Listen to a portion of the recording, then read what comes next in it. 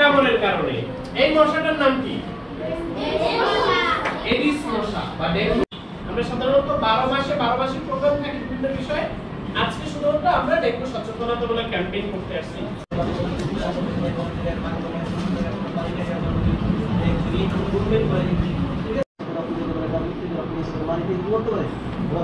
যেতে পারে এবং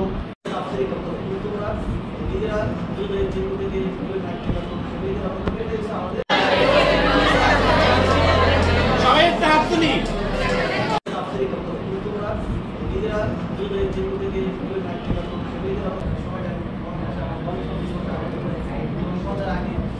যে হাত তুলবে না মনে করব তার মাধ্যমে ডেঙ্গু আমাদের। সবাই একটু তুলি বলছি।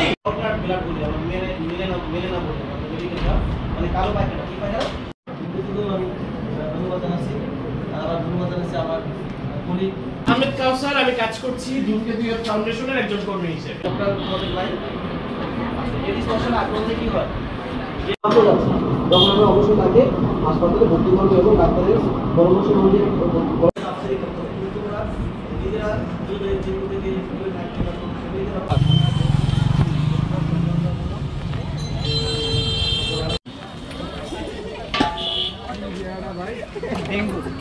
পানি অপসারণ করি বা জারগুলো কুড়িয়ে একটা জায়গায় রেখে দেই।